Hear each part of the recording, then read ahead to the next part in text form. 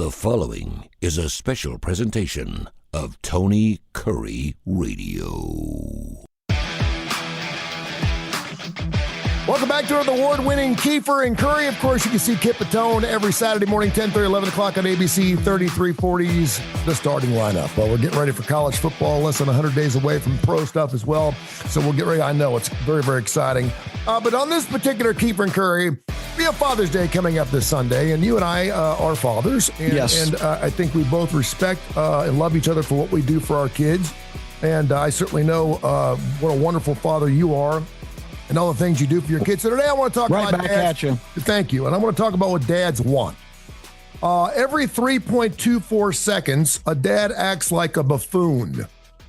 That's the conclusion of a small study done by a student at Brigham Young University after watching 8 hours of two of the most popular Disney shows. The results of the research, called Daddies or Dummies, aren't particularly surprising.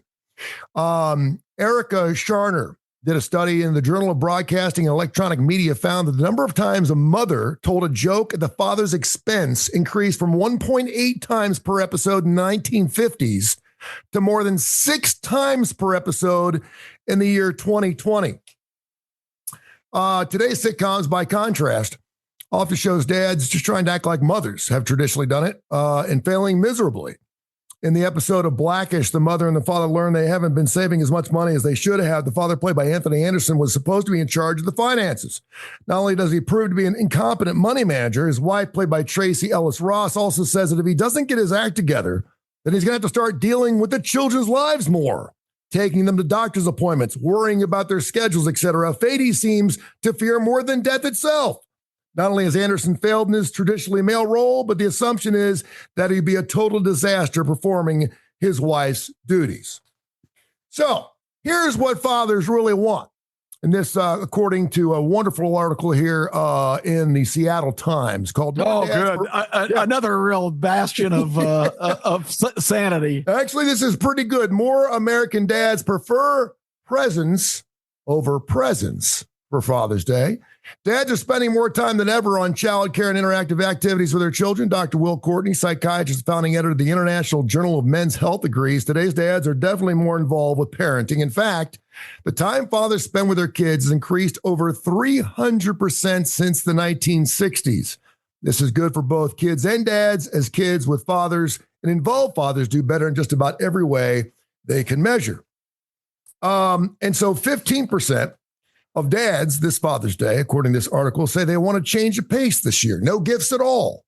As a matter of fact, racks of novelty ties, socks, last-minute gift cards, grilling tools off to mark Father's Day. But in 2025, American dads hope for something a little different. All we desire is your presence.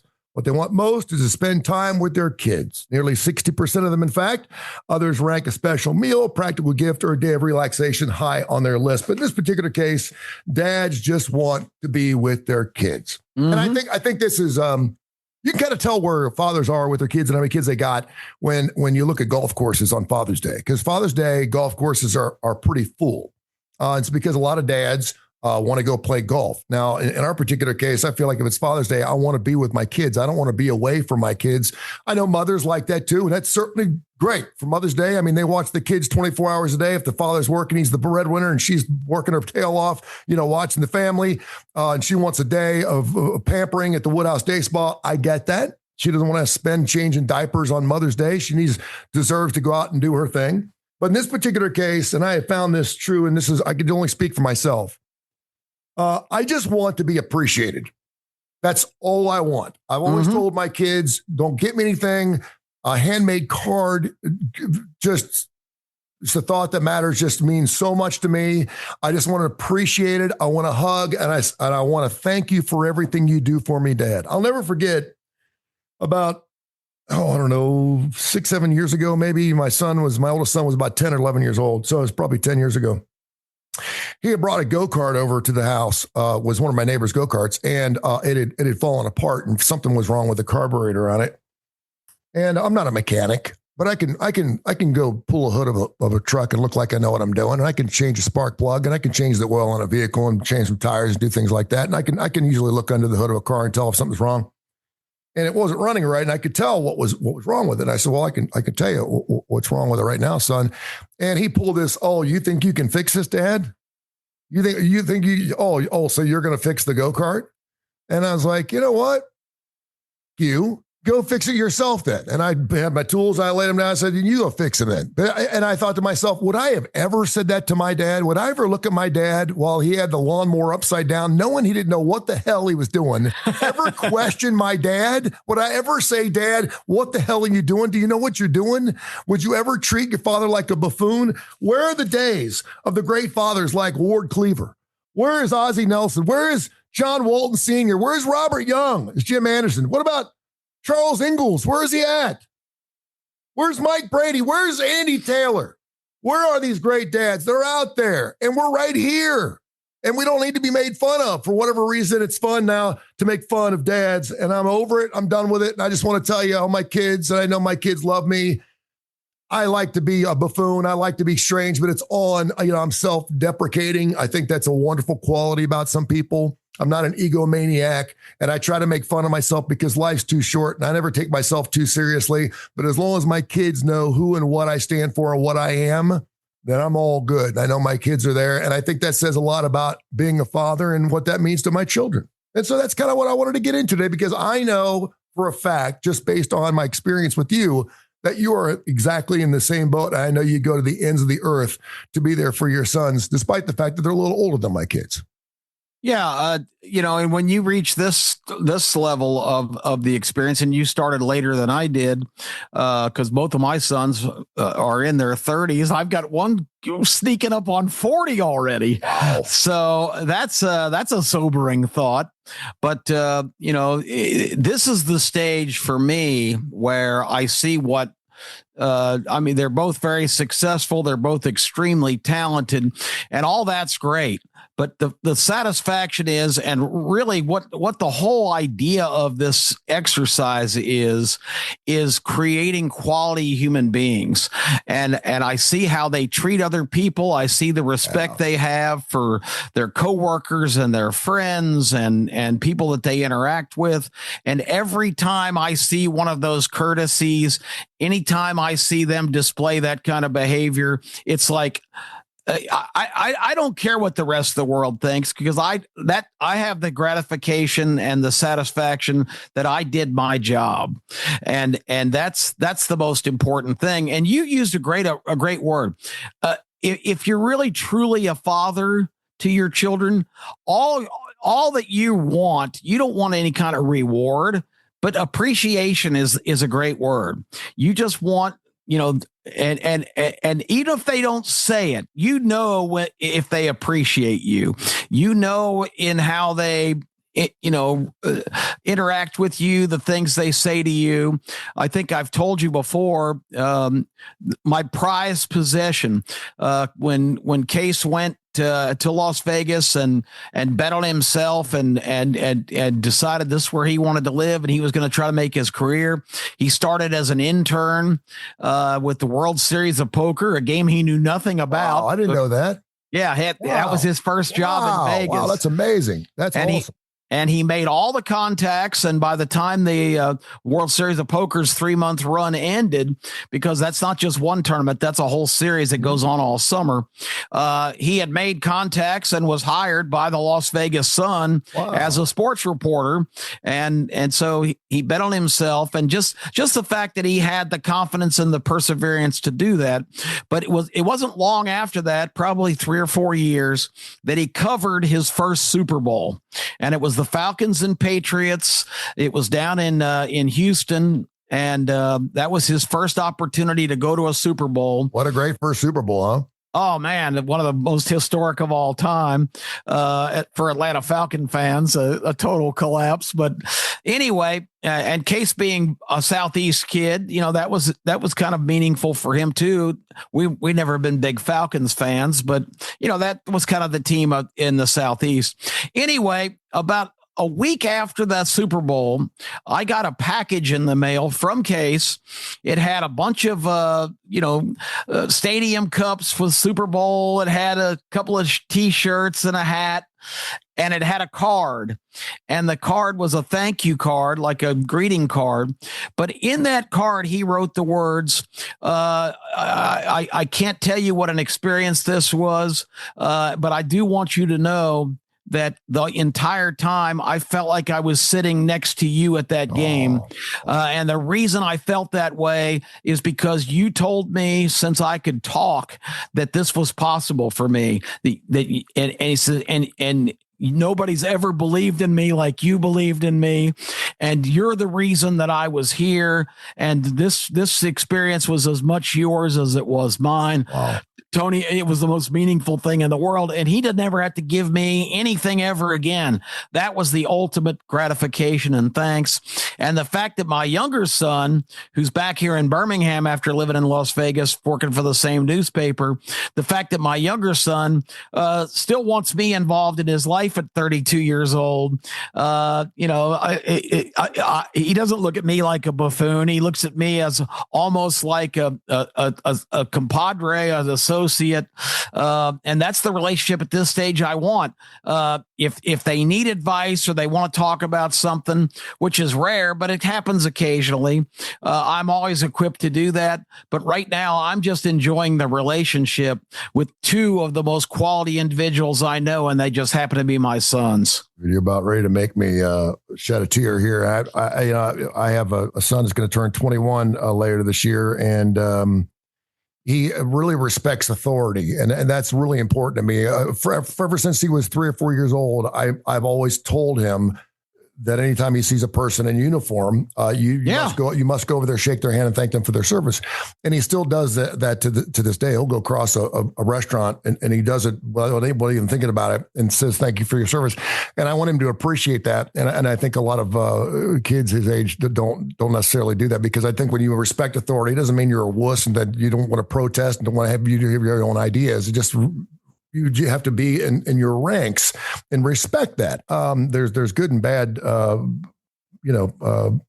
people and everything we do. Good cops, bad cops, whatever, blah, blah, blah, blah. But yeah, and you're so spot on, because the greatest gift I've ever received was the same exact thing. Anyone knows my story. It's been since I turned 50, I'm 59. It's been a hell of a ride. I've lost everything, and I'm in the process of getting everything back. I'm super blessed. No pity party for me. I'm super good and super successful in what I do. I do what I love, and I've done that ever since I opened a microphone when I was 12 years old. But he wrote me a card that looked like it was probably going to start with a paragraph and turned out to be 4 pages long. Wow. And it was written in different colors, and it just spoke from his heart. And I had to put it down 3 different times because I couldn't get through it. Yeah. And at the time when I received it, I wasn't probably the best dad in the world, and probably had made some pretty bad choices in life. So yeah, it's a learning experience, but it's certainly important to realize, and that's why I really don't get why fathers wouldn't want to be part of their kids' lives, period. We have a next door neighbor, and I'm actually the godfather to this young lady's 2 children. They're 4 and 1, or 4 and 2, Elijah and Malachi, and they don't see their dad. Their dad's down in Texas and he's working.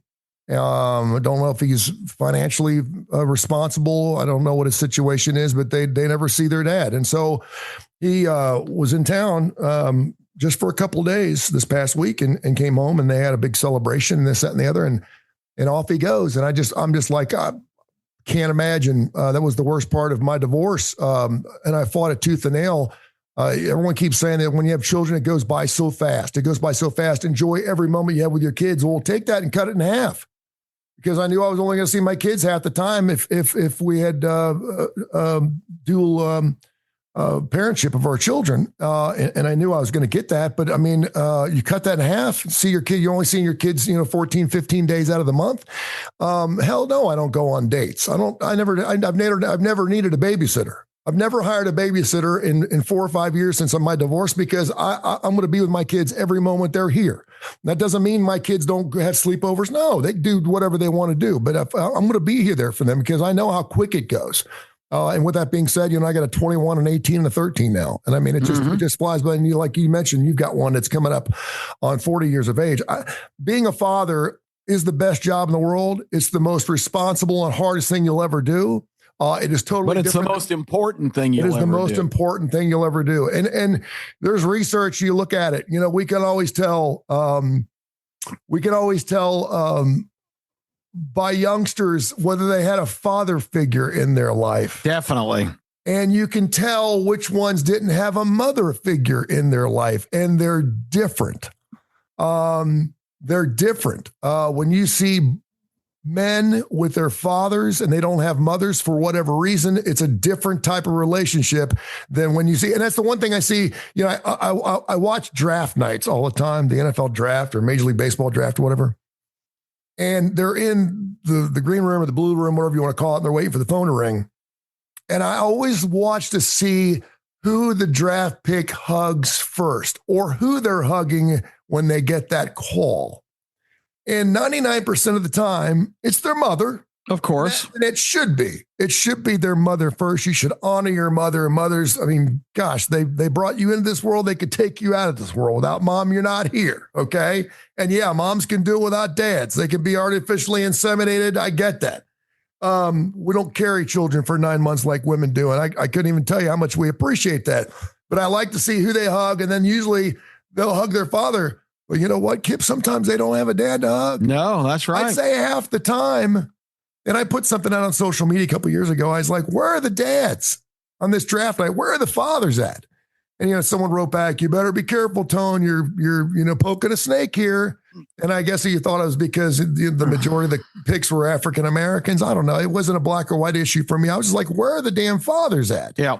And it just pissed me off. And golly, you would think, if they're deadbeat dads, they're going to be there. The one thing they're going to show up for is birthdays, anniversaries. If my son's being drafted, it's payday for dad because he knows, alimony and child support is probably going out the window. So, it's just what a great opportunity. And if one dad's out there listening today, the Keefer Kurre show, and doesn't feel like he's being as much a part of his children's life as he probably should, I can tell you right now, you're right. If you don't think you're being enough, then you should be. And I think that's one thing that we are having a lot of rub here because a lot of fathers, like I said, nearly 260, 270% were with our children more than we were back in the 60s, that being 60 years ago. It's about time. But that was a different time. It was a different generation. That's when fathers worked their asses off 60 hours a week. My dad threw newspapers for a living for 40 years to take care of his family. Wow. I didn't see my dad unless it was around the kitchen table or on Sunday mornings when he came home from Ed's Pony Keg after he had a couple of beers after throwing newspapers all night. And my mom ran the show because she was a stay-at-home mom and we had 4 kids. And that's just the way it was. Now we have, of course, families where mothers and fathers work. We have fathers who are expected to take care of kids and take them to appointments. Most dads I know look forward. We've got a very good friend of ours, Kai Gregory, who we know when he doesn't respond to our texts because he's with his boy Knox and he's doing Little League games. And I mean, I respect those fathers who put everything they got into to hopefully fulfilling their kids' dreams, no matter what that is, whether that's a spelling bee or whether it's baseball or anything else. So I think it's wonderful that fathers are a bigger part of that life. And hey, ladies, you should be happy that fathers are like that because it's going to be less off your plate. Well, I mean, I agree emphatically with everything you just said. I think what we're experiencing now is sadly, and maybe it's starting to turn back around, but we went through a long period where so many young people grew up without their dad because the divorce rate just ballooned to the appalling level that families were disrupted and that structure is gone. So you had a whole generation of young men who grew up and were expected to be responsible fathers, but really didn't know what to do because they didn't have that experience on their as a child. Mm-hmm. So I think you had a real bad period, but I do feel the pendulum swinging back. I like the fact that we're getting back to family and spiritual values. I think it's extremely encouraging that almost every young man, major role model, whether they're a basketball player or a football player, now where it was kind of taboo before, a lot of them are thanking God after a game. Well, God made this possible, and the kid who made the big play in the Ohio State Texas game, the big sack and the scoop and score, he said, I didn't even realize until I was almost to the goal line what was going on. He says, I was being driven by heavenly providence there. Mm-hmm. He said, I wasn't even functioning in the moment of knowing what I was doing. He said, ball, pick up, run.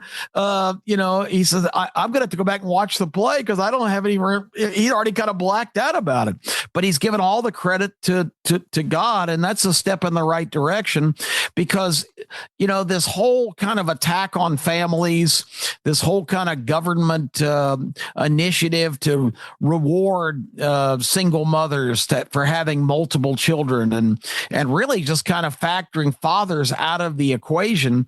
And it's sad to me. Right, by the way, do you ever hear someone say, I'm a single father?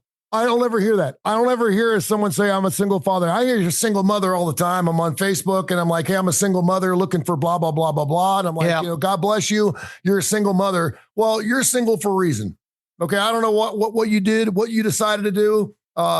Certainly God be with you if you were part of domestic violence and you had to get out of a messy relationship. I get you and I pray for you. But if you're a single mother because you chose to be a single mother, God bless you, man. I hope you were, but I'm not going to give you points for that. I don't see dads, and maybe it's because there's not that many of them out there, but I'm a single father, but I don't go out there telling people I'm a single father. I revel in that. I love the challenge. I love the idea that I get my 3 kids and people are like, that must be hard. I'm like, you learn, you figure it out. There were things that my wife did, she had her duties and I had my duties. Now you have to do all of them. But I mean, what the single mother thing is like, there's a woman, I guess I'm flying off the thing here, but there's a woman at school, and on the back of her car, proud to be a single mother. And I'm like, really? You're proud to be a single mother? That's not a family unit. I'm sorry. I don't even know what to say. You're right. You're right. And no matter what you say, when you break up that family, when you come from a broken home, it is a broken home because it's broken. It is. Sorry about that. I didn't mean to interrupt, but it's just crazy when I hear that. I have written a book, of course. What does George Clooney have that I ain't got? And I've got a whole chapter in there about my dad. And my dad, left my mother and had a torrid affair with a bartender downtown who ended up being the proprietor of a strip club in Memphis. The story couldn't be any more ridiculous, but I love my dad. I refused to have a relationship with him all through my teenage years because he was out of the picture. And we did get back together in my college years, basically because he bribed me to leave Atlanta where all my friends and everything I knew were, with the promise of a car. And it turned out to be a former salesman's station wagon because he worked for Johnson Wax. Nice. So that wasn't so good, but I had wheels. You had wheels. But we patched things up, but it was never the same. And the chapter about my dad in my book is called The Great Unfluence, not the great influence, the great unfluence, because I became a better man and a primo father, if I say so myself, yes, you did. By doing exactly what my dad didn't do. And so he actually taught me in reverse exactly how to be a better man and a better father. Amen to that, man. And it was so great that you saw that. And you knew that the differences were, it's funny because, my dad was always my dad first. He was my best man at my wedding, which he thought was really strange. I said down in the South, it's kind of a tradition where fathers are the best man at their weddings. And he's like, I can't be your best man, your dad. I'm like, you're my best man. I mean, you're my best friend. He was my best friend by the time he had passed away from cancer. And, several times he said to me, I could have been there more. I could have done more for you. And looking back on it, I thought my dad was there all the time, and my dad was never there. I can never remember throwing a baseball in my front yard with my dad. I never went on vacation with my father. We went down to Kentucky once a year because he had a mobile home down there. It's a piece of trash mobile home. And all we go down there is we spend 3 or 4 days cleaning up the mobile home, and then we'd leave. Time to go, yeah. The glass was broken. Raccoons would get in it because we never went to it. But that's all I needed. But my dad was there financially. And then towards the end, my trips I had with him, we went to Vegas every year. And there was a lot of things that there wasn't a whole lot that I didn't know about my dad by the time he passed away. And so, I hope my children, there's a fine line because I know a lot of people want to be their friends. And I think that's one thing where we kind of get a little scratchy. It's interesting because we were talking about, when women don't have fathers, I pulled up just to find out what was going on with Jordan Hudson. Of course, she is the 24-year-old who's dating Bill Belichick. Who's in his 70s, and come to find out that her parents are divorced. She never saw her dad. He's a Maine fisherman. He was on a fishing boat pretty much his entire life. And not to broad brush anything, but normally when you see really young women with older men, what do they usually say? She didn't have a father figure. And that's how that usually happens. And for some reason that this seems very poignant there. And the fact that, her mother's now dating another boyfriend or whatever, and it doesn't say anything about her father in this particular situation. Mentions the fact they were both cheerleaders and that her parents are no longer married. But it's always fun because it's not fun, but whenever you see a really young woman with an older man, it usually means she's looking for a father figure, and that's not always the healthiest of relationships.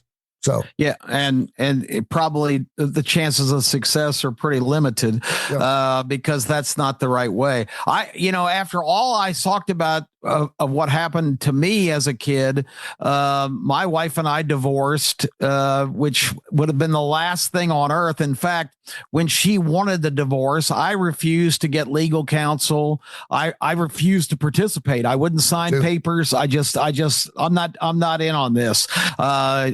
You're taking away my family. And she has apologized to me since we should have toughed it out. We should have done what was necessary. It's a long story, but a lot of it was based on careers and what I was doing in terms of trying to make things work. But for me, and I could be, and I whine too much about it because I'm at a stage of my life where, I've been single since 2003. That's a long time. That's 22 years back out here. And I have made minor in recent years excursions into trying to do something about that, because I don't think any person at their core really wants to feel like they're, not involved in any kind of social situation. But for me, the reason that I'm so far behind on that is because my kids at the time of my divorce, appallingly, were about the same age I was when my parents divorced. My oldest son, Case, was 14. My youngest son, Clayt, was just turning 10.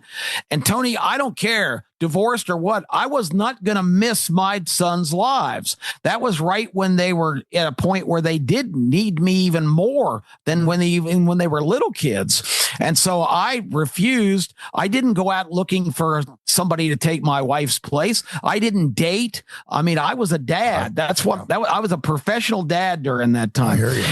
And that was about a 10-year period. Cause like I say, Clayt was, only 10 years old. And to be honest with you, I don't want, I know this sounds crazy. And we talked before we did the show, and I mentioned the fact that, sometimes you get a lonely heart. I know you do.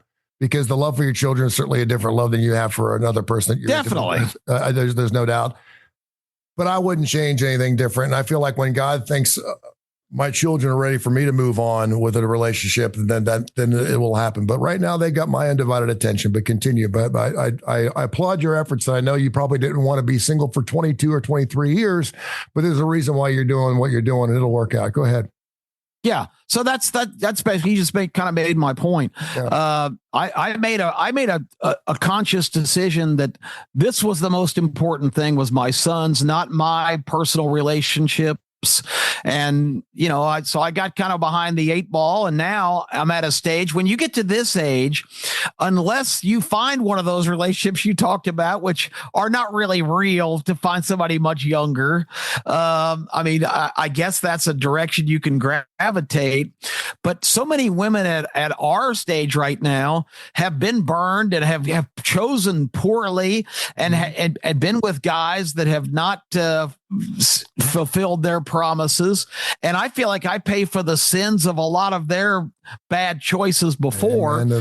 So many dynamic women that are strong enough to go on their own and accomplish great things are just not in the market now. 2 are the 3 best women that I know that I would have extreme interest in, including one in particular, is so independent. She has no, I'm just not even a candidate now. Yeah. And I feel like that really cheats me out of what I have accomplished as a person of doing the right things and taking the right stands. But at the end of the day, it's all worth it, the satisfaction of seeing my sons thrive and be the great human beings they are. And so whatever that's cost me personally is completely overwhelmed by the satisfaction of knowing that my most important job has been fulfilled. The cost is well worth every minute, every time. Absolutely. You said that. And I can honestly say that I think about these fathers who maybe their marriages end because they had an extracurricular or extramarital affair or some type of relationship, and they jump from one relationship right into another relationship. And that love transfers, not fully, obviously, from the love for a wife who you're supposed to be with forever to, a floozy mistress or perhaps someone that you're going to end up marrying again. And in the meantime, the kids are just kind of in the middle. I mean, and I think it's, I think that, I would tell anybody that if you're in a relationship, man, pull back and say, listen, I know you're hot and heavy for this. And maybe that's the reason you broke up your marriage, is because you got this hot and everything. But man, your kids are always going to come first. They've got to know that they're number one in your heart and in your priority list before you just go off and run off and do a floozy. And I can honestly say that if in your particular situation, if something had fallen in your lap, maybe a year after you got divorced, maybe you would have fallen in with the wrong type of person, and you wouldn't have been there to give those boys the type of love they needed at a very young age. So, I mean, it's all for a reason. And wait, Tony, till Santo gets married and you have a grandchild. Oh, man. And when you see what you've instilled in him and he becomes a great dad, that satisfaction, watching Case with his newborn daughter and his unbelievable son, King, who's going to be 5 soon. Case is the best dad you could possibly imagine. And that, you talk about gratification, satisfaction for you doing the right things, to see Case in that role, that's a whole nother level of just knowing that it was all worth it. Yeah. Happy Father's Day, brother. Appreciate you.